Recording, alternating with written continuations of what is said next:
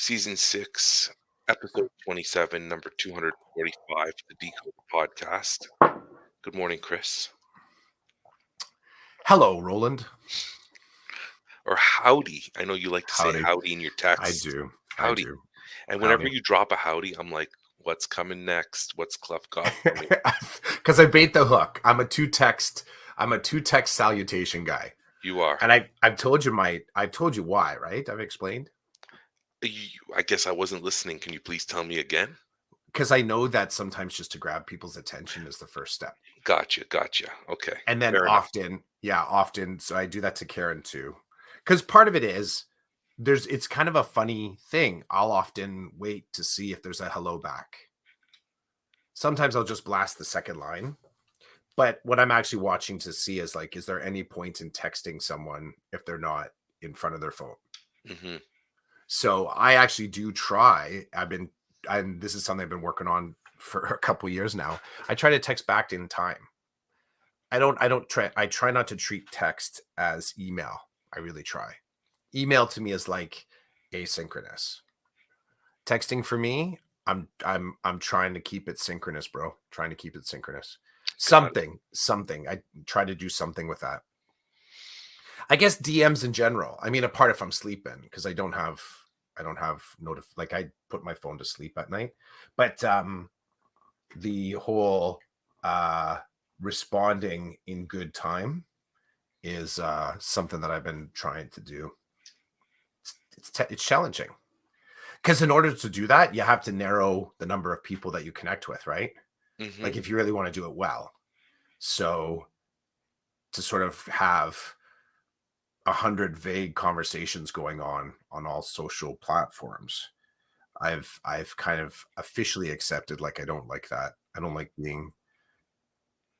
the sort of the broadness of it, the diffusion of it, let's say. It's probably a lot why I like the small teaching classrooms too. Because I appreciate the fact, in the past, I've had the 3 sections, 30 kids each, like just under 100 kids to kind of work through and build relationships with. I like working community classroom and alternative spaces because it tends to be smaller. So I can get closer to those conversations faster. I don't have to kind of wait as long. Impulsive. That's what I am. I'm impulsive.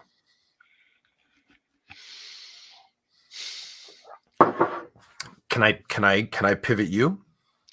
Go for it. Okay. So part of my plan in coming back on Twitter right now is to I'm looking at specifically as I'm kind of hanging and touring and grabbing little breadcrumbs of other people is I want to see some of the intersections between spec ed, ont ed, and equity and AI. That's my specific. There's my 4 quadrants that I'm looking to see how the ball bounces between those 4. And talk about a quick on ramp to sort of finding information about that. I can see very much just from my brief. I don't know. I've been back for a week.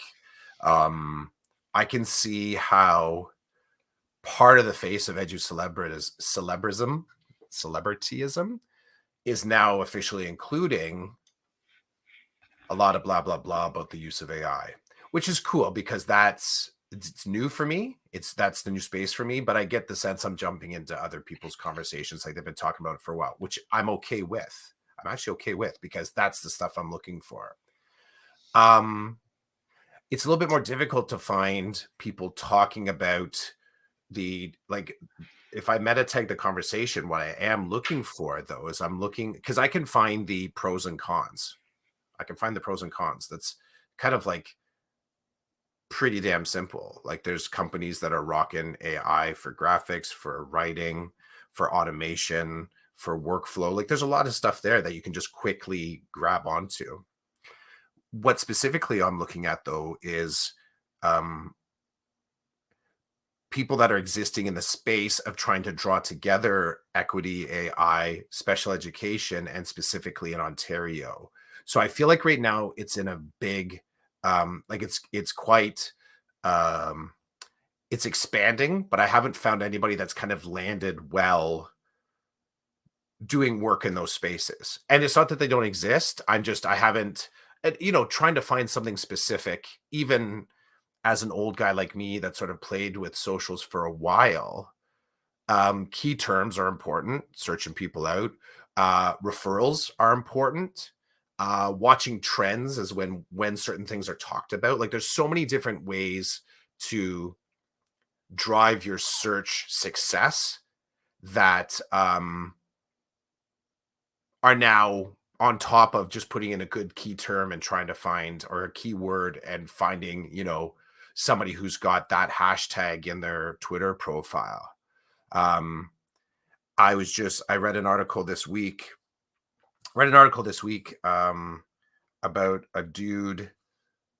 I think he's here in Ontario, and I don't know if he's a teacher's assistant. I should have forwarded you the article, see if I can find it.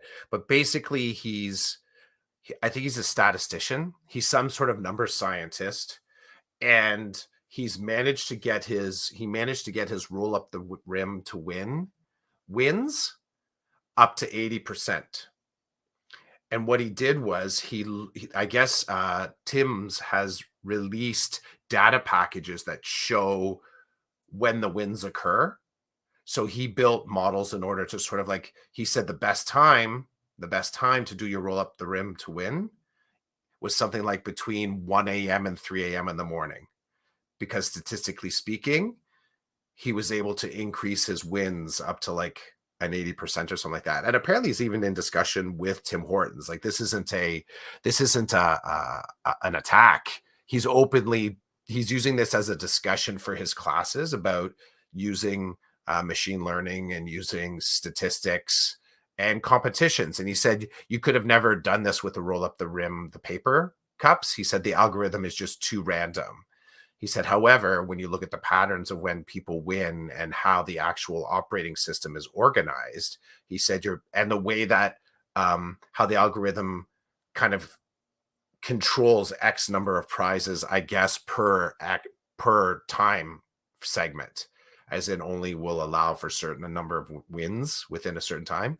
He said something to the effect of, statistically, there's more treasure up for grab in the wee hours. So that's when he would play, and he would play all his plays at that point. Yeah, and he got his thing up to 80%.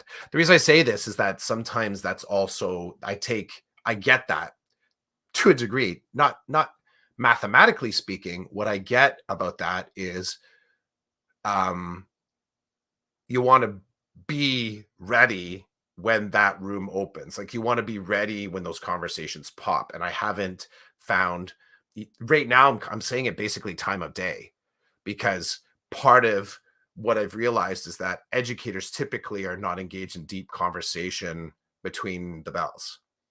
So if I'm looking to sort of connect with other teachers on Ontario education, chances are they're hitting something hard before they hit work, or they're dropping in. Like I've noticed the things. There's a little like blah blah blah blah. There's some bubbling like between the 3 and 5, but it's the maximized, or the maximal time from what I've seen is kind of between like 8 and 10 or 8 and 11. And bro, I'm already in bed. So it's just a funny thing that coming back into, it's like if I make this about, I can remember when Karen and I were um traveling by train way back in the day before we were married, and we were coming south through France, and we're going into Spain.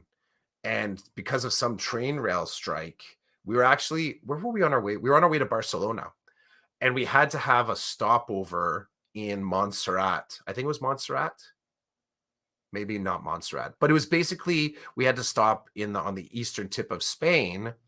And we came into the town. We're like, this is kind of a cute town. Ghost town. Ghost town. We're walking through it like, oh, like it was a little bit like, you're at the bar. And so going back in the day, you're at the bar having a great time, and then it's like closing time and they turn the lights on and everyone just disappears. You're like, holy crap. And you know there's a little bit of a mess behind. So like we're rolling in at like 8 or 9 a.m., figuring, like businesses should be opening. We could probably grab a coffee, like literally, and we know we have to find the youth hostel so that we can kind of just plunk down. We haven't slept much. But we're walking through and it's like nobody's around. One or two shopkeepers just like lazily sweeping out in front of their restaurant. We're like, what the hell? Like nothing's open. Well, because this place comes alive at like 10 p.m. So we stayed and then we're kind of out. I think we went out for food. We went for a walk or something like that. Maybe there's a monastery in Montserrat. You go up the mountain. I think we came back down from that. We're like, okay, what are we going to do? It's getting into like twilight hours. We go back to the hostel just to grab a shower and kind of clean up. And then all of a sudden, like 9:30, you can hear the ruckus outside. Like, oh, we go back through that same piazza and it's like the lights are on, people are milling around. We're like, oh shit, like this is when you have to be here. Like this is when you'll notice this city. This is when you notice stuff going on. I haven't found that on Twitter. Now I have like 12 followers. So I'm doing all this legwork myself, right? So I'm not getting the feed of people like, oh, here's a great conversation popping up about AI. Like I'm not getting any of those references, which I will tell you is nice. It's nice because I don't take it as like, oh, woe is me. I don't have followers. I'm not getting a feed. I like the liberty. I like not having my feed flooded with bullshit that I'm just not, everybody's stream of consciousness. I do appreciate that. But I'm also recognizing this thing that I want to talk about. I haven't found the piazza yet and the time when it's happening. The edgy celebs, they're cracking off like they're dropping into a conversation at 12 noon. Let's talk about AI, Matt Miller, let's talk about AI. And he's putting, there's some sort of Twitter conversation happening at 1 p.m. on a Tuesday. No, I can't do that. Like, that's not my schedule. So, and in some ways, I refuse because I'm not about to trade my valuable time in the work that I do, which is valuable. Right? You say yes to one, you're saying no to something else. Well, I'm just not prepared to say yes to that type of thing. So that's my initial thought. What this was all leading up to was just that share I gave you this morning, passed along about how Italy, Spain, I forget who it is, their government is like saying, whoa, and they blocked ChatGPT. And it was funny. I was in a conversation with this. I think it was a pre-conversation because my kids were talking about it and they were like, what's civics about? Because I'm doing careers. I'm just finishing up careers with my crew. And then we flip into civics. I kind of laid out all the possibilities. And then we started to talk about like some of the hot topics that you might become civic minded about. AI came up. It came up as one of those. And 3 of the 5 kids are like, what's Chat GPT? Like some of them, they didn't know. And they weren't just, sometimes they mess with me, but they didn't have any flow on it. So we talked about it a little bit, talked about its usage. A couple of the kids were like, well, that'd be handy. I could totally use that for my essay. So the pickup is really quick, right? That article that I shared though, I think it's one reflection of the moment that's so far beyond the edu fear of kids copying essays. Do you know what I mean? Like I kind of started my fascination with this was just, teachers bemoaning the fact like, well, it's being used for writing. It's kind of like standing in for true writer's process. And an article like that just kind of anchors me on the other end of the conversation that I really want to pay attention to. It's so much bigger than that. And you kind of have to choose because of the scale of that conversation. It's a beast, right? It's a beast. It reminds me of that. What's there's that philosophical, I don't know, philosophical analogy of 5 wise people in a dark room. And they're in there with an elephant and each one puts a hand on the elephant and says what it is. Oh, has it on the one hand on the trunk and then one hand on the tusks and one hand on whatever this thing is. It's like a rope. Whatever this thing is, it's like a sword. Whatever this thing is, like a wall, a rough stone wall, right? This is like This is like a baker's oven from the heat, like all these different places, but you really have to pick what parts you want to look at. And it's not stunning because I'm familiar with, I'm telling you about Black Mirror the other day. I'm familiar with speculative fiction. This is a moment that has already been written many times in science fiction writing. Like, we are in a space now that stories foretold 50, 60 years ago. Um, and the government has officially said this is dangerous. We need to stop. Um, Even the illustrious Elon Musk has said we need to put a pause on this. Let's think about it for a moment. Funny thing is, I don't know what to think about it. Like, I don't know how to think about this, which I really like. I don't know how to think about this. And part of it is like, it's also a conversation that's easily compartmentalized within EDU. Like, we can play safe and just talk about it that way. But I'm thinking other things like, what will this conversation, what will this um phenomenon look like when I'm retired? Because it ain't going away. Like, it just won't. There's no way this could go away. I don't know. I'm calling it now. There's no way this is going to go away, right? Science fiction books have been promising us this forever, the possibility of a sentient AI. It ain't going away. Now that it's here, it ain't going away. It's the next version of it's been released, and apparently it, that in that article it said the first time they released ChatGPT on a law exam, it was in the lowest, whatever, 10 percentile. It just did it again, and it was able to achieve within the top 10 percentile. So, uh,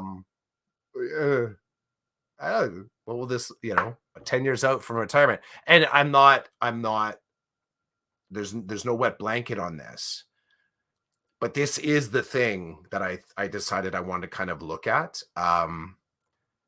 This is the thing I want to look at while I'm on Twitter. We'll see how it goes. We'll see how it goes. Bro, that was loaded. That was like that was loaded. There's so much there. So let me see if I can the Empire Strike Back here. Um, okay, so um, daily, daily I talk to Joe Marquez, Director of Academic Innovation for Q.org in California, and Tyler Keefe, who's an educator in Idaho, but doing social media stuff for his district now. We talk about this daily. Joe's cracked off in a different direction the last few months, doing lots of presentations to educators around generative AI. And so I've told you this, he's constantly reworking his presentation and adding to it and stuff. Let's start with the edgy celebs. I cracked off on this a short while ago with those two guys and said, guys, I think I Joe's definitely backed off of Twitter. Tyler's still around. Um, I said, look, this is killing me. These edgy celebs, they're now milking generative AI as if they know about it. It just came out like last week and they're already capitalizing. So we had a little bit of chat about that. And I guess I don't have a lot of love for the edgy celebs in the way that they just literally shifted on a dime, which in some ways is good because you need to survive. So you need to adapt and evolve. But in other ways, it's like, I'm not going to say you and I've seen some of this snake oil sales tactics, and I think for some of these people, this is a snake oil sales tactic. Just my opinion. So I thought it was interesting that you were talking about, yeah, the edgy celebs. Yeah, they jumped on it pretty darn quick when they saw when they saw the shift, because we are in a shift. This is not going away. So that brings me to the next point. I love the article you shared with me today about Chat GPT being banned in Italy. And they cited, privacy concerns and things like this, which is, I'm not, I'm not poo-pooing that. I'm just saying they're talking about, hey, like, we want to know what's happening with all our personal information. What's happening? Why are there people under the age of 13 who are getting access to this when they're not supposed to? So they're asking questions, and They've put a stop on it for now. Which brings me to the next point around, um, after I read that article, after you tweeted out to me, I tweeted out a poll, because you're right, Elon Musk and even Wozniak, co-founder of Apple, they were named as two big time people in tech and innovation who are calling for a 6-month halt on development of generative AI. So I put out a poll. So far, the poll says yes, halt for 6 months while we try to figure this out. And then like the 28% or whatever have said no, keep going. I think I think if government doesn't get involved, like it has in Italy, there is no the government in Italy has said no, we're blocking it. So they're gonna keep rolling, but we're not. We're blocking it so we can figure it out. Privacy concerns, other things like that. If government doesn't step in, nobody's stopping. There is huge money being made here. And I learned a little bit of this from Joe the other day and did a little bit of my own research. Elon Musk is not happy because Elon Musk is not part of the generative AI train. Um, so there's politics there too. There's politics there too. So I don't think I don't think it's not going to slow down or stop. There's just too much money involved. The cat is out of the bag. Open AI was the first to kind of push it out in a hard way, and people jumped on board. And like you said, ChatGPT 3, they got 4 now, and it's just wild what it can do based on the information collected from 3. So you're right. What's going to happen 10 years?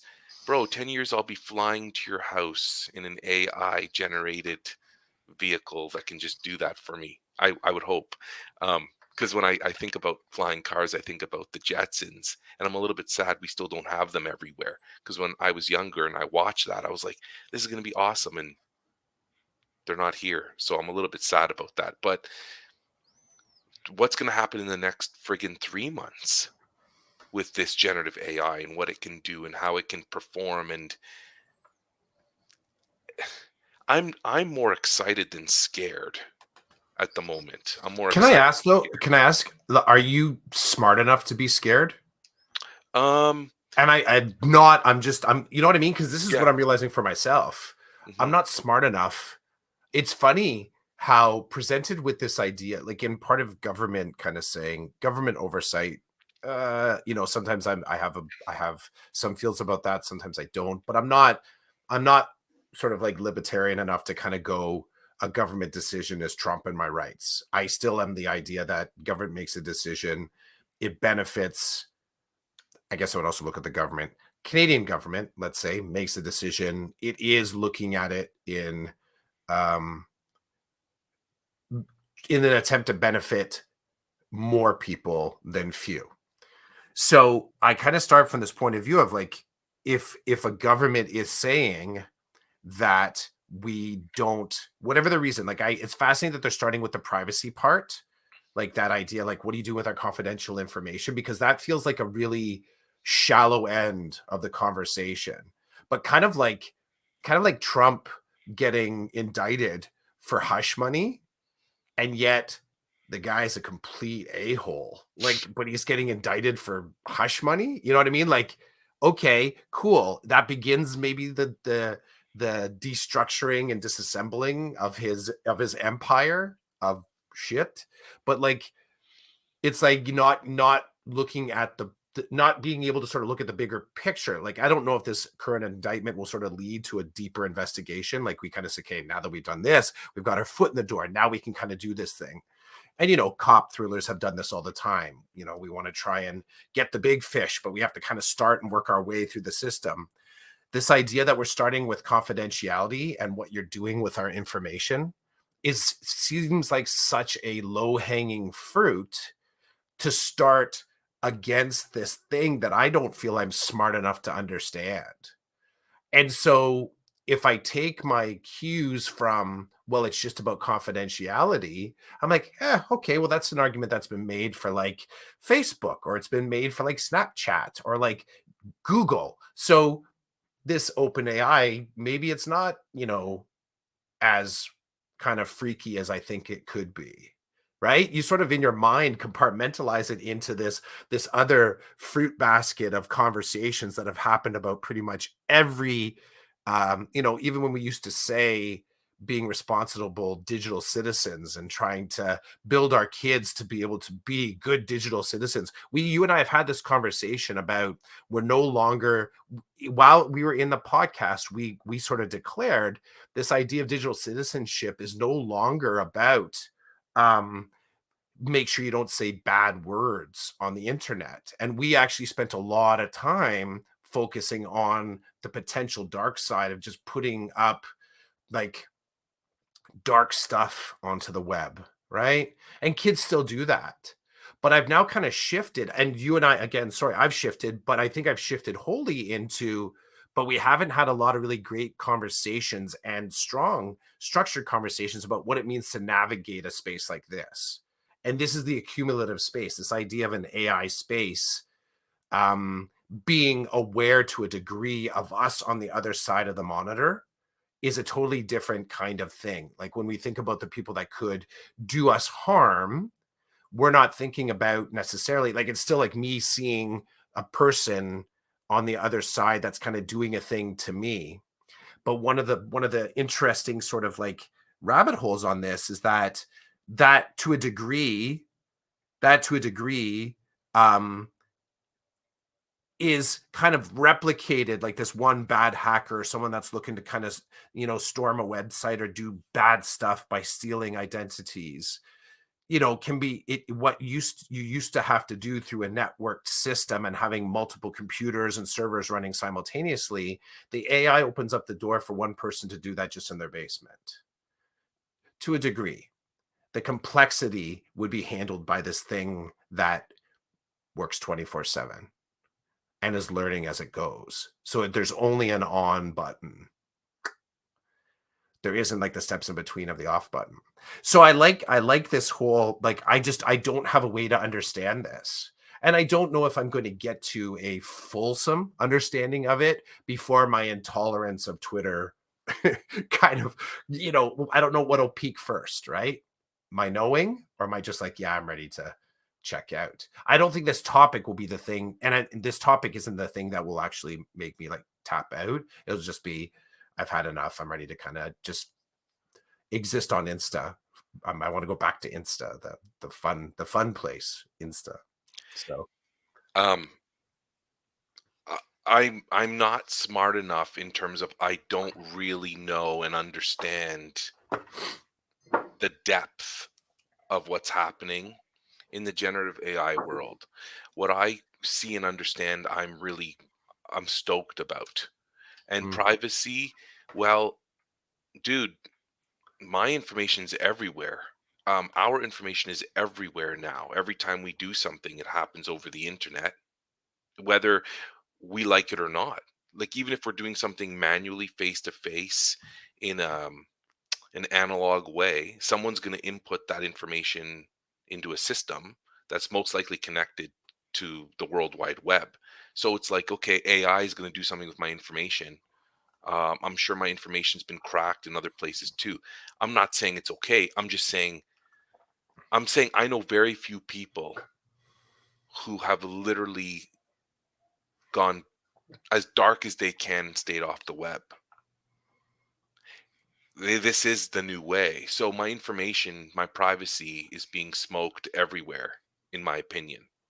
Do I like that? No, but it's happening. So that's why I'm not scared of the AI in that respect with the privacy issues. I do agree with you that it's low hanging fruit, but somebody has to find a way in somewhere. And I guess that's one way to get at it. I would love it if they talked about the bigger issues. Um, but they're not there yet. Mainstream's not there yet. Um, I want to also encourage you to start. I want to encourage you to start talking about and tweeting about your wonderings around equity, spec ed, and AI and their intersection, how they how they come together, how they might not. Like, because you say it and I'm like, knowing you, I think, hey, Clough, I get what you're doing because we all do it. We all go looking for something. But as I hear you talk about it, I'm like, you should just stop. You should start dropping stuff about your wonderings and start putting together your own connections and then hope that people will jump in and that you will find things. And I know you're back on Twitter for, well, for however long you're back, but I Just encourage, back.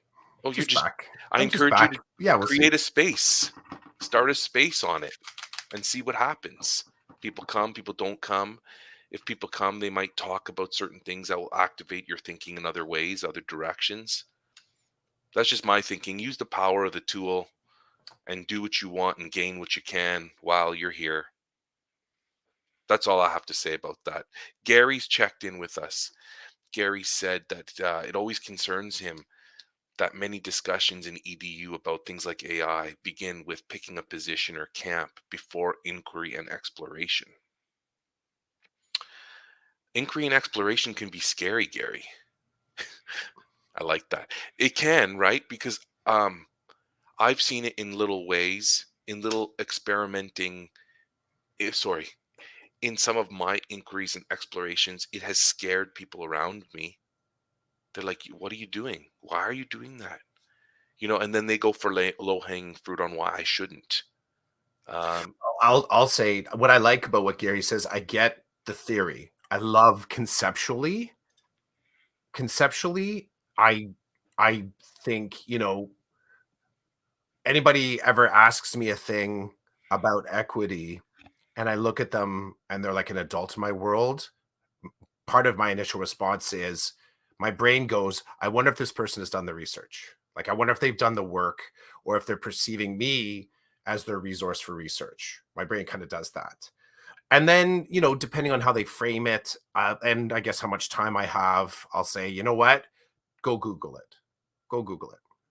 Here's where I see one challenge or one, here's a wonderment. Maybe I'll tweet this shit out. But maybe this is also why I'm not going to tweet this shit out. The moment that I start to create a wonderment and post it online is the moment that an AI can pick up on the fact that I just posted a wonderment online. So then I ask myself, if there's a learning machine on the other end that someone can grab, because this stuff can only grab from the garden that it has access to, right? Like, that's where it's grabbing this information, the systems and the networks that have of the accumulated information that's kind of available to it online, right?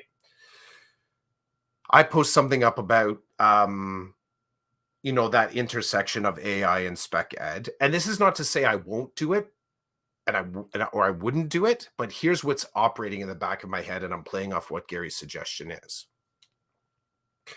I put that into cyberspace as a question tagged with whatever, social media, my relationship there. So it's available. I've now created fuel for someone sitting in front of Chat GPT that says, um, create for me a list of Twitter users that is currently talking about artificial intelligence. And now what I have just done in a research kind of mode is fuel for somebody else's list. And this is one of the things that I try and actually get my kids thinking about is their singular relationship with their device is immediately kaleidoscopic after the post, and you actually don't know how your one tweet is being parsed out, which is kind of like, we know this, right? We even this podcast right now, it's Creative Commons, and we don't say make sure you attribute that. Roland and I talked about AI today, but even this conversation becomes a part of that same garden, a part of that same metaverse, let's say, that information can be farmed from. So I get doing the research, but in doing so, I think the paradox is, in doing the research, I'm feeding the machine that will also research me. And I have to I think it's a very good human moment just to stop and say, do you want to do that?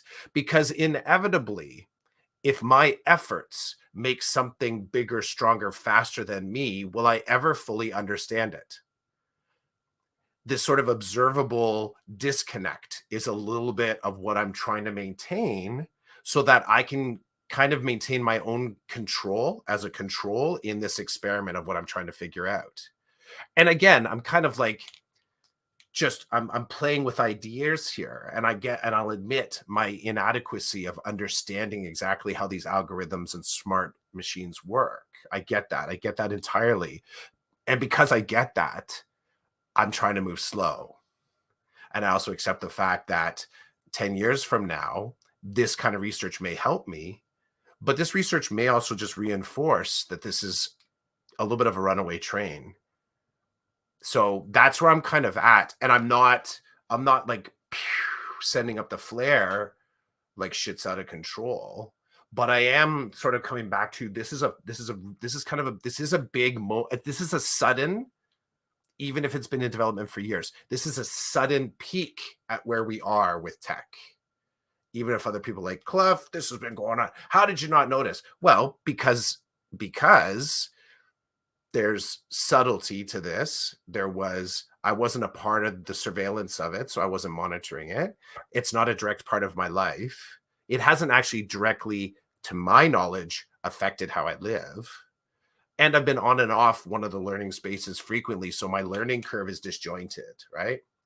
I don't have this, like, I don't have a Joe Marquez, but I don't know if right now Joe Marquez is the person to help me with my understanding. It's a part of it, but I think it's a specific flavor that I think I don't need to be convinced of its application towards the benefit of humankind and education. I want to read that. I want to see quite clearly what's also in the water that it's too microscopic for us to see, but just potentially as powerful. So I like that comment, Gary, but that exact comment is also what makes me tentative. Gary also said it's an interesting point about where we should be focusing our conversation, for sure. And Gary also said reactionary responses tend to polarize and disconnect. I wonder if Gary thinks I'm being reactionary, Oh, or am I? before Which Gary is answers that question, he says, good point about healthy, intentional reflection. Sorry. Gary, no, how do you feel about Clough's reaction? I think I feel like you're providing me with the other side. And I don't mind that at all. it's It's not the other side. I don't. It's I just take one it as the side. other side. Yeah, remember, this is standing in the darkened room with your hand on an elephant. You actually, that's the other part too. If you are the omniscient observer to this ridiculous thought experiment playing out, you're also saying, okay, good job, boys. You've all kind of identified a thing, but you don't even know there's another 5 guys in the room with you, right? Right? Still have no clue that it's an actual elephant, and you don't even know you're in a dark room. You're just standing there with your hand on something that your brain needs to quantify. Your brain needs to sort of make it into a thing so that that little chewy gummy in your head doesn't make you lose your mind, right? So we're going to anchor ourselves to this. I'd know if I was in a room with 5 guys because I'd smell the burger. So Nice. Gary said honest and open. So he's responding to your question, honest and All open. right. I think he definitely stepped away from that. That's good. I would say honest, sure, open. Yep. And again, dumb, because I just don't. It's amazing. I'm talking about shit that I just don't understand, and I'm not necessarily emotionally lighting myself up. It's like active. We used to call this? What do we call this? We called it active reflective practice. So it doesn't just kind of like spiral and drill down, and your confirmation. I'm really trying to avoid any sort of confirmation bias on this. And just trying to stay in this space of I don't get it, and I get this weird confluence. I'm stuck in the middle, this confluence between absolute fear and absolute joy. So what he identified is it sort of like creates these partitions and it polarizes people. I'm carrying that polarity inside of me. Mm, And I think this is what made it really interesting to me. And if I personalize it, this is less about me caring what happens to my students. It really is about what happens when, because this is the other thing that's kind of like here's where I operate to try and make the world a better place is in a school. So if this is a conversation where my best energy is spent engaging in these conversations in a school, and because of the ratio, I can have a really great conversation that's connecting with like 30 kids at one time. Like that type of capacity, as they say, capacity building, I don't have access to necessarily 10 years from now. And I'm not about to sort of step onto TED Ed stages. You know, maybe it'll pop up in a spoken word. You said, Clough, write a poem about surveillance. Maybe. But as far as that active putting down the good seeds, I only have 10 more years of access to that. mm, Right. So that concerns me because I think of almost everything that I do right now in the classroom. There's still a one-to-one relationship with how that makes my life currently better outside the classroom. Even if I'm just test driving an idea, I get to work it out with like 10, 15, 6, but like a group of open-minded kind of like, let's just work through this. Clef, this is kind of whacked, but let's kind of work it out. And I can popcorn the shit out of that and figure out like what are some cool ways to think about this differently. In 10 years, and when I think about the glimpse that we've just been given and where we're suddenly like, holy crap, I called it before, waking up on a Friday, and you're just like, holy crap, everything has happened this week and just it's all coming to a head. Italy is right now for me is a little bit of like it's a red flag on this to say like, you know, you're sitting in the room during the staff meeting and somebody says something like, I don't think that's a good idea, but I'm not going to say anything because nobody else is putting their hand up and saying it's not a good idea.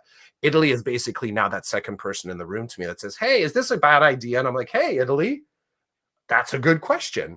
So now that it's asked, I'm probably going to find more people also because I think I like the article. So the algorithm's going to say, hey, I bet you he wants to read more of this shit. So I know I'm going to get fed more of this stuff. Um, but I am concerned that my active status, as far as digging into this and helping others try to understand it, there's a there's a timer on it, right?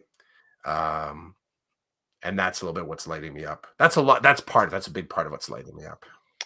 um, so yeah, Italy is standing up and saying, "Hey, I have something to say, and I don't care what other people think about what I'm going to say." And Elon Musk is doing the same thing. I just looked at it was like 1,700 people or something put their name on this document or whatever to halt AI, and I guess somebody went through the names and found Elon Musk's and Wozniak's, and so obviously the news people are running with those names because if I put my name on it, nobody would give a you know what about it. It's like who's Chidiak, but oh Elon Musk, Wozniak. I give Elon Musk a little bit of credit. He has talked about the dangers of the path we're on for a while now. There are YouTube videos and interviews and stuff with him where he talks about the dangers of it. Hmm. Um, and because he is he is a big name, people pay attention, and he has access to the media. He has access to an audience. So it's funny when he talks, I'm a little bit suspect.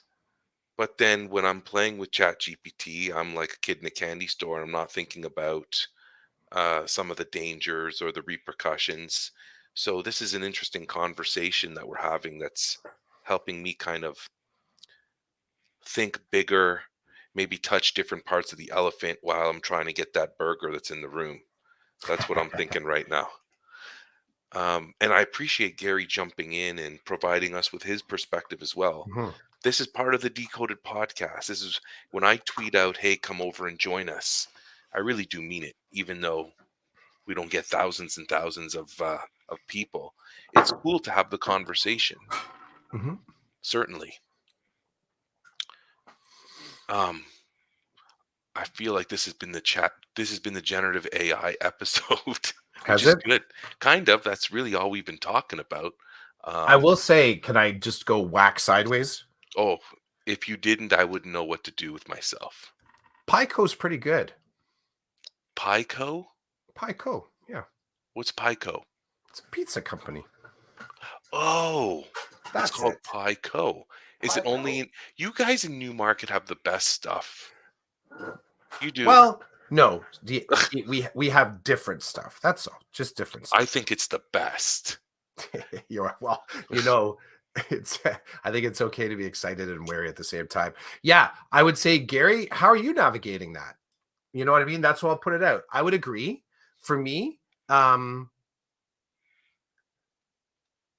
I really am not sure how to navigate it because every question I ask digital, because there's nothing, I'm not going to be able to get a book out on this.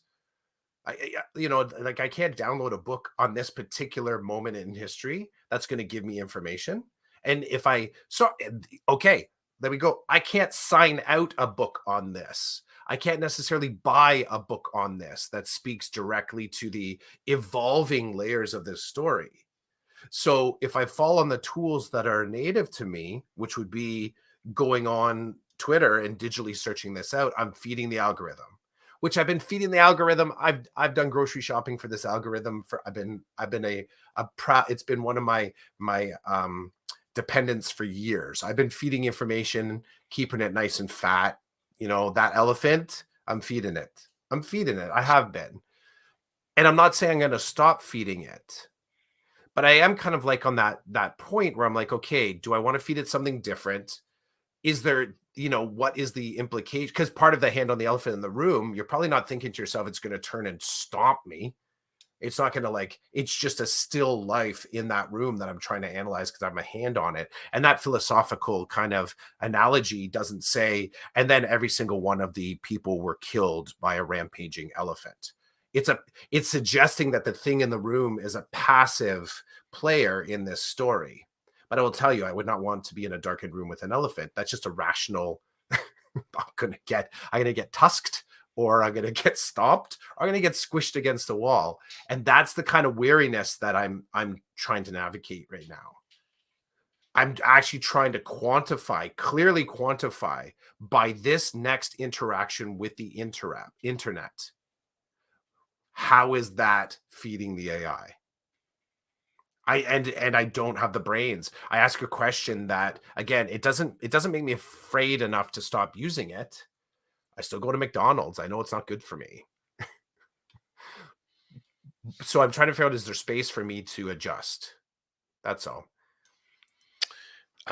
Gary said that he thinks he's excited, curious, and cautious. Hmm. And then he said that think is the key word.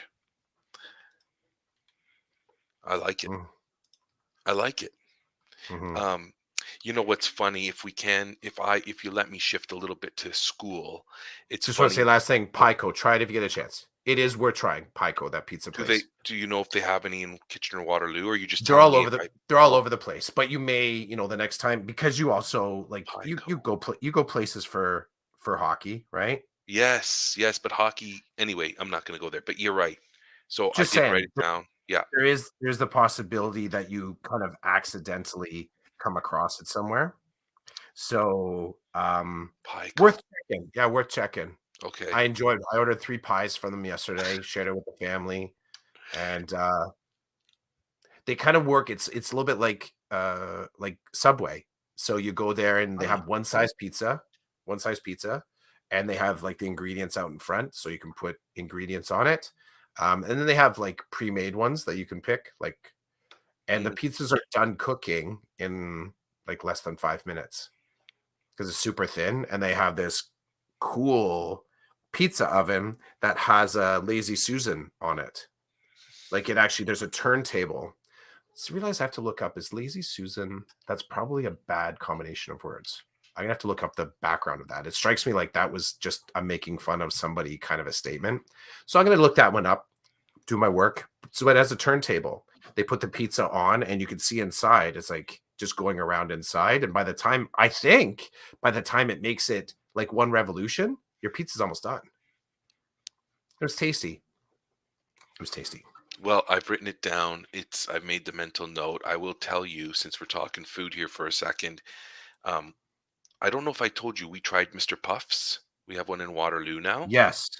and Sarah absolutely loved it. And it was kind of funny because so I got one, two, three, four different flavors, and I was in the neighborhood, so I'm like, hey, it's here. I pull over, go in, get some. It was really awesome too. The lady says, first thing she says, "Are these all for you?" And I'm like, "No." And I was like, "I know I'm a bigger guy, but geez." She's like, "No, no, no." She goes, it was funny because the look on my face was like, "Oh, come on, really, lady?" She's like, "No, no, no. I'm sorry. That came out wrong. The reason why I'm asking is," and then she goes into like, most people just buy them for themselves and they eat them right away. So I was going to give you hints and tips on how to do that. And I'm like, it was just interesting. So I'm like, no, it's for my family. She's and me.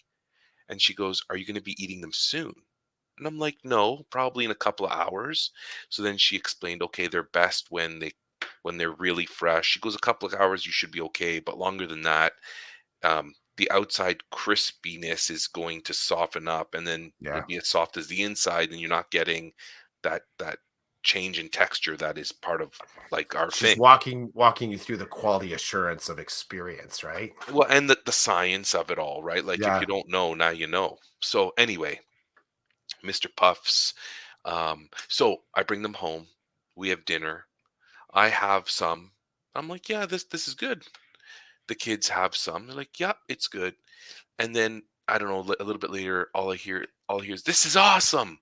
Wow, this is great!" And I'm like, "What is going on?" And it's my wife in the kitchen eating them and just loving every minute of it, which was kind of amusing.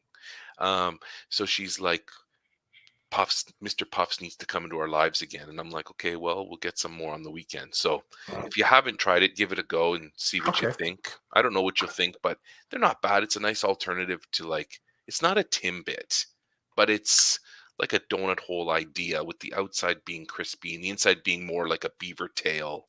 And Uh, savory, right? Like they're savory. Are they savory or just sweet? no, they're just sweet. Oh, okay. I thought they were savory too. Okay. I'm looking at the menu right now and they're all sweet. So Okay. But if okay, so there's the food bit. Let's shift Okay. back a little bit Let's do to it. AI for just a second. Yep. So my son in grade 11 comes home the other day. He's like, I've got a religion thing to write. And I'm like, okay.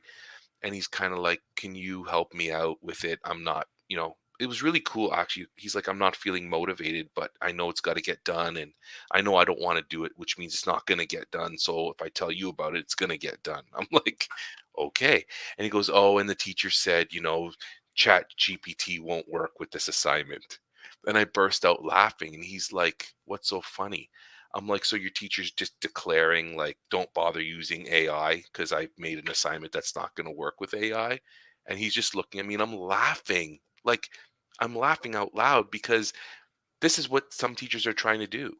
Like, don't worry. Don't bother using Chat GPT. It's not going to help you with this one. So I said to my son after I was done laughing, this is a great opportunity to continue to learn about generative AI and Chat GPT. So just spitting in the question that you have to answer for your essay or whatever, that is kind of dumb. But you can think of prompts to help you get information about things you might not be familiar with. You can always write out your thing, put it in Chat GPT, ask it to look it over and give you, does the spelling good? How's the grammar? Does it make sense? Is it a logical argument? And spit out something for you to consider. I'm like, there's more to just, hey, Chat GPT, do my religion work for me.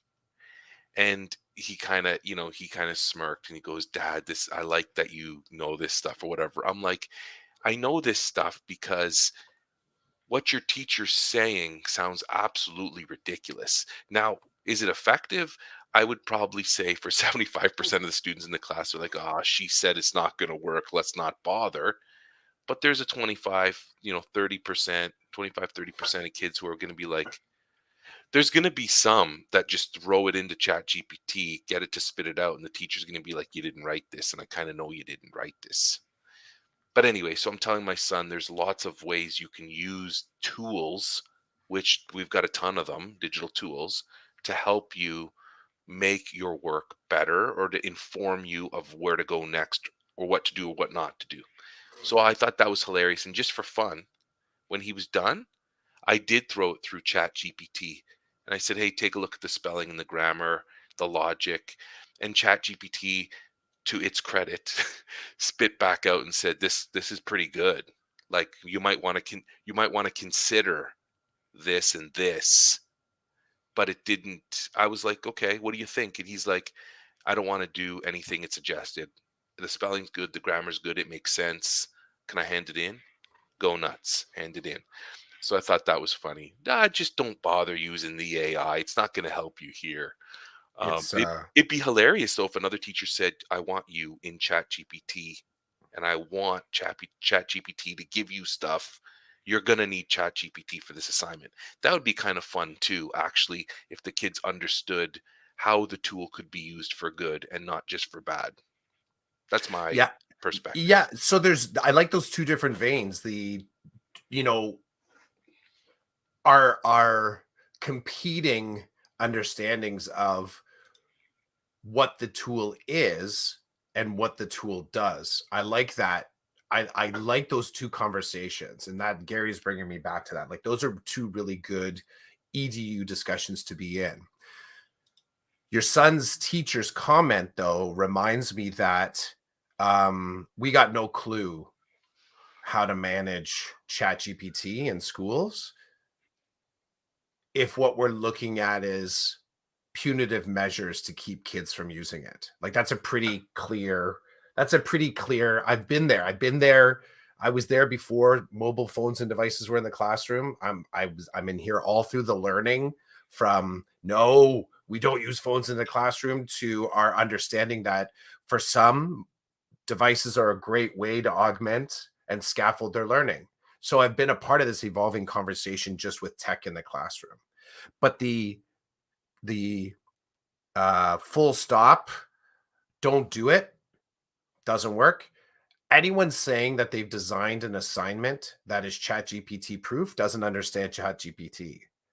What they understand is I have to say a thing to protect my power in this classroom, to protect what they perceive to be the integrity of the classroom, but I don't really think they understand GPT. It reminds me very much of the ridiculous conversations that happen in elementary that start a little something like this. When you get to high school, you better.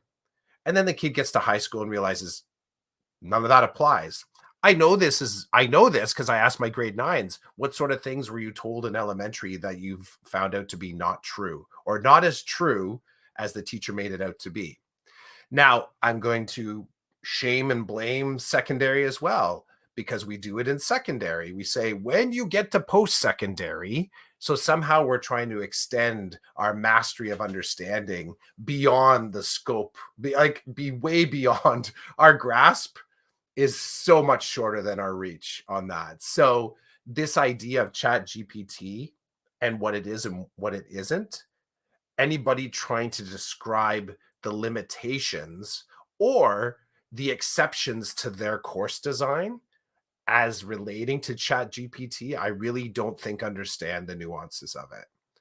I kind of will just start there, I right? it Man, I had a good laugh. And Yeah. this one particular teacher is my son loves this teacher. This teacher's been really good to him. I love it. I love it all. I love it all because um it's I have to tell you the tool has come in pretty handy helping me help him. Um so I'm appreciative of that. Hmm. But it is funny. And just his 16-year-old brain's like, they said, don't bother. And I'm like, oh, thanks for letting me know. Like, um, anyway, it's a moment. It's a moment. It reminds me of when because I've had a lot of fun with tech integration in the classroom, right? Like Hmm. I remember when You've been COVID, known. You've been known to do this. I've been known to have some fun with it, and Yeah. I've heard the positives and the negatives to every single tool I've incorporated into the learning in my classroom. And there was always the people like, this is going to go to hell in a handbasket. And then there's the people like, I can't wait to see what Chidiak and his kids can do. So it's been both. At this point in the game, it doesn't bother. I'm not bothered at all. Say what you're going to say. I'm going to do what I need to do, and I'm going to justify my job.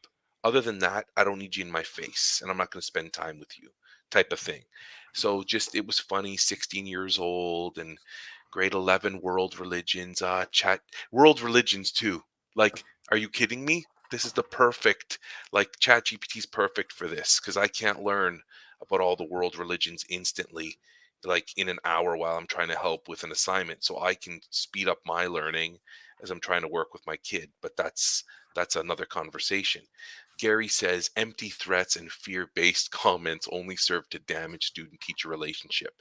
Now, in this case, Gary, so I don't know about the other kids, but I know, like I was saying, my kid really likes his religion teacher, and the religion teacher really likes my son, or at least that's how he feels about it, and that's all that matters. So it was just funny. Like, Dad, I don't want to do this, but I need to get it done. And by the way, she said Chat GPT isn't going to help. And I'm like, that's awesome. So if she tells you to clean your friggin' room and get your plates out of the basement, you're going to just do it? It is the EDU version of because I said so, right? And I'll take that as a starting point, right?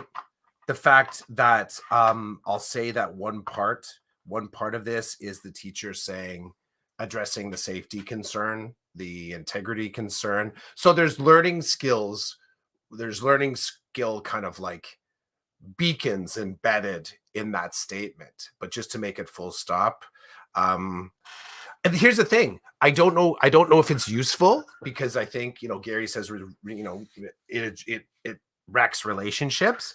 Sometimes also depending on the personality, that's the thing that makes it. Why can't I try it? What is it? What's so dangerous about this? Right? I understand this personality deeply. This is my personality.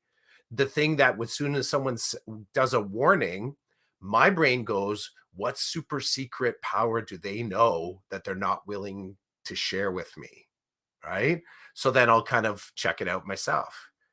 That's to an nth degree or a higher level what I'm trying to explore with Twitter. And you're right. I mean, part of it, Chids, I need to drop into the combos. I need to sort of just kind of navigate it with the questions. And if I get stuff that's popping up, I'm like, where does this come from? Likely it's not going to be any more whacked than any of the other algorithmic for you kind of suggestions that Twitter makes.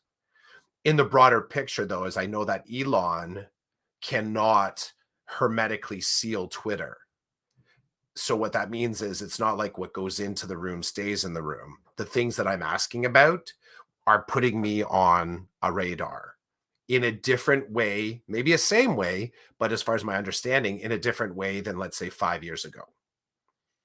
Right. So this idea of data tracking never really had this idea of a smart machine doing it. We now officially have that going on, right? And official as in everybody kind of knows about it. So whatever the secret's out. I don't obviously this thing's been in development for a while. Good times, my friend. Hmm.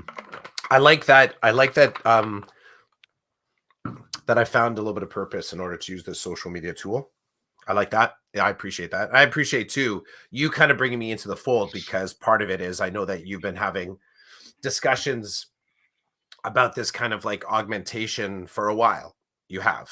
So I appreciate that for keeping on my radar and Years ago, oh, sorry. tolerating my ridiculousness sometimes about it.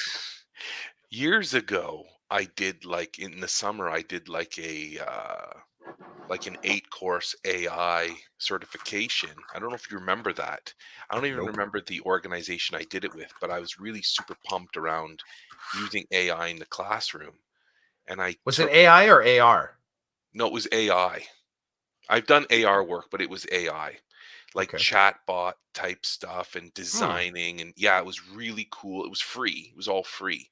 Um, so I did it, and I was along the way, I learned about some of the chat bots that were already on the internet where you could. Mhm.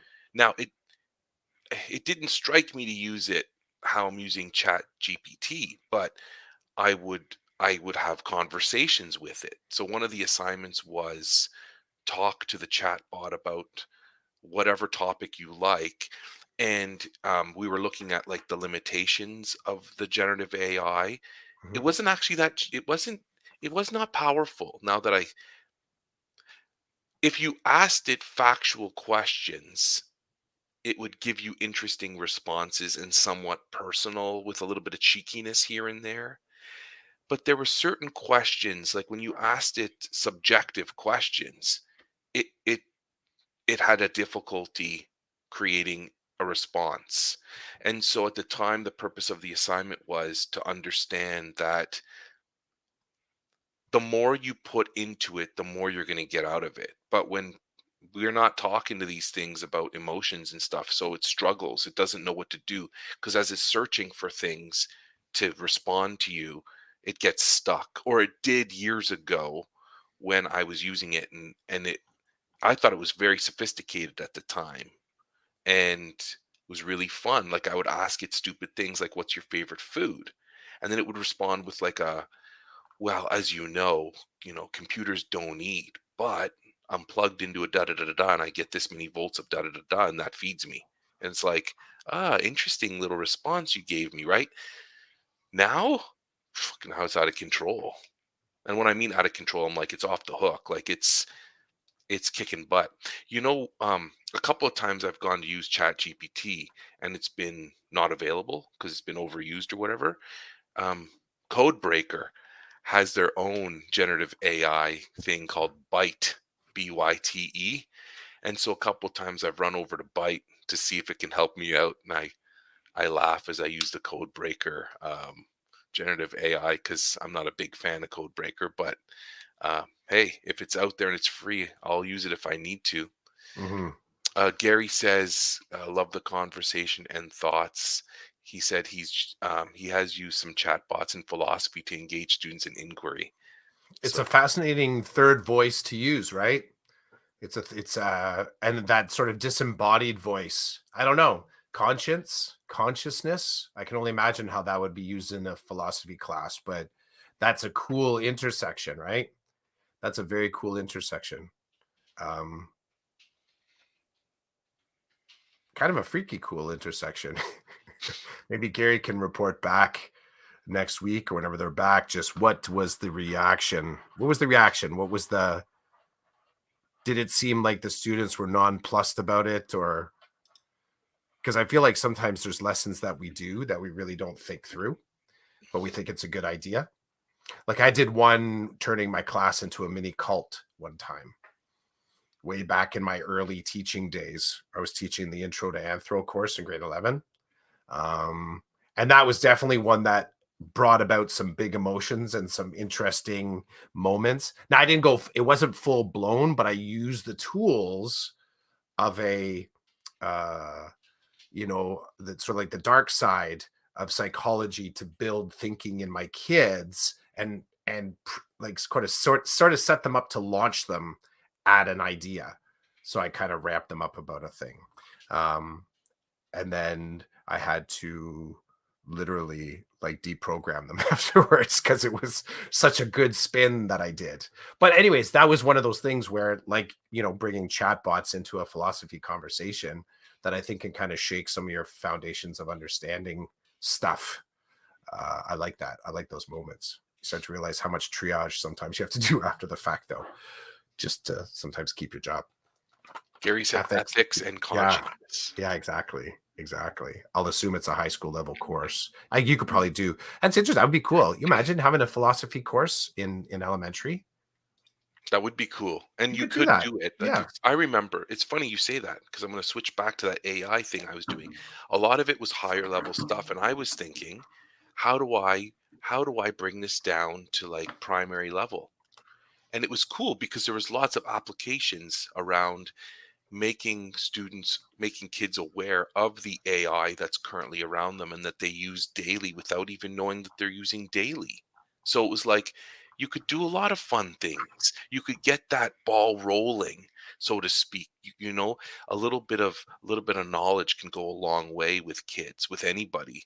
You just feed them a little bit. Next thing you know, they're hungry and they're searching for their own food, or they're making it themselves with you, like you and your equity and spec ed and AI stuff. So that's I've not I will not deviate from that opinion. That's why I've always loved working with younger kids, because you give them a little bit of food, you feed them just a little bit of different things that everybody says, oh, this is high level, they're never going to get it. They don't have Mm, to get it. You just got to give them a little bit of a spark so they know that there's things out there. Things are happening. Like, bro, one of the most powerful experiences I've ever had in the classroom is when my grade 3 students and I used the school's 3D printer to print the prosthetic limb, the hand that we mhm, mailed off to the people who are responsible for helping kids use these things. It was it it was like, I get goosebumps thinking about the time, because I remember as we were doing this together, it was led by me, but they were participating at wherever they could. And I'll never forget, we were doing something. I was at the computer doing something with the Bright Links, and they were working on something. And every now and again, two or three of them would walk up because the printer was sitting beside me on a stand. They'd walk up and they just look at the printer, and it's zzz, zzz, zzz, zzz, and they're just looking and they're like pointing and looking at each other and talking. And I was like, to me, this was the recipe for like how they move out of the room and into the world, and remember that these things can happen. Anything can happen. mhm. And it was, I don't know, that for me was like, that fed my soul, being their teacher. So, yeah. Um, Gary says, earthy emotional debate, but also inspired students to explore and do their own research. Oh, sorry, not earthy, early. Mhm. Early emotional debate. Mhm. It's good stuff. Christopher, did you draw anything today? Oh, initially I want to call that an eye, but now I see a lizard. It's AI. I guess I guess technically it should be an I, Mm, right? But it's AI. I get it. I get it. Roland, I drew ya I drew You, AI. you drew AI. I like that. Yeah, yeah, I drew AI. Michelle checking in with us. Good morning, Michelle. Good morning, Michelle. Was Michelle here the whole time? I Looks, can't speak for Michelle. come on, Michelle. We We just twittered this out. we got a 9:28 a.m. good morning from Michelle, so maybe she's That's been good. lurking, maybe We not. got rolling fast today, eh? Like we actually got into the conversation faster than normal. Look, we've put up like almost an hour and a quarter of content. We got in fast. So yeah, when our kids look back on this episode, hey Hmm. kids, Hey kids. hey Hey kids, kids. thanks for hey Ben and Will, thanks for checking your old man out. Do you want to send a shout out to your kids by name? You don't Sure. have Hey to if you Maddie don't want. Jake. Hey kids of kids, if those exist too. Hey kids Kids of of kids of kids. kids. Hey AI. Hey Chat GPT. Hi. Chat Hi, Chat GPT. GPT version 128, which is coming out in a week, right? Nice. It's the 4.0. Michelle Just just got got here. here right at the end. Yep. Thanks for checking us out. Yeah. Well, we're findable, right? Put it into yield search engine. Have you ever done the search for decoded podcast and see some of the stuff that comes up? Yeah, they're not. There was like a comic. There was a comic podcast that was like, I don't know. I think it kind of finished up. I think the year before we started, something like that. Like it was sort of like 2014 or something like that, 2015. I think. I think. Anyways, it's funny. Almost whenever I know on Twitter, often I'll hashtag decoded podcast, and on Insta, I'll always do decoded podcast. And whenever I post up the episode, I do notice when you start to put in the autocorrect and it says the number of times that hashtag's been used. So we're still, at least on Insta, fewer than 500 times. that hashtag. You ever seen that in the search thing? It actually tells you when you start to put in a hashtag, how many posts are sort of attributed to that hashtag. I'm not 100% familiar. I don't know. I don't think it comes up. I don't know if it comes up like if you're doing on the desktop. The Insta on desktop is clunky, but on your device, it'll say that. But anyways, I don't think we're pushing out the other content, but I'm sure we've made a difference, Chids. We've made a difference. Awesome. Mhm. Well, this was season 6, episode 27, number 245 of the Decoded podcast. Thanks for checking us out. And Chris, have a great day. And we'll catch you in the next episode, I guess. Absolutely, dude. And Gary, ciao. Michelle, ciao. My kids, gather around the fire again. There'll be another episode coming up in a week, kids. You know, it'd be awesome if they actually do see this episode, right? And we're like calling them out, like, just come on. That's like a fun Easter egg. Oh, we should totally. We should start doing that. Let's just believe that our kids are going to listen to this content. That our ancestors will listen to this content. We need to start dropping like some decoded messages, some decoded Easter eggs, which is entirely in the spirit of the season. We should develop that product, decoded Easter eggs. On that Gets note, I was just thinking when you said gather around the fireplace, yeah. I was thinking by the time they watch this, it'll be like holographic. Yes. They'll be like, Dad, come on, Dad. Holographic is so past tense. You honestly believe that they're going to be dealing with holographs? You think I that's do. future tech? I, You think that's future I tech? think it's coming back because Oh, it'll so be it's a new retro way. future tech.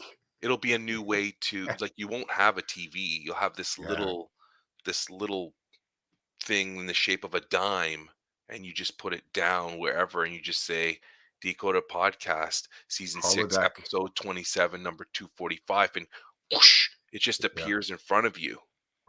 all around you. That's what's gonna I happen. hope by that point it appears around me, not just in front of me, because that's just a hollow TV. If it's going to be holograph, I want it to be immersive holography. We're going to brand that's our new product, our our IH product. IH. Yeah, or just, we just call it the romper Romper room room call outs. call out. Yeah. Yeah, I see you, Gary. That was always a little lurky though, right? It wasn't all that great. I see you, Chris. What? What? Called out on TV. All right, bro. Seriously. Okay, have a good one, man. You too, bud. Peace.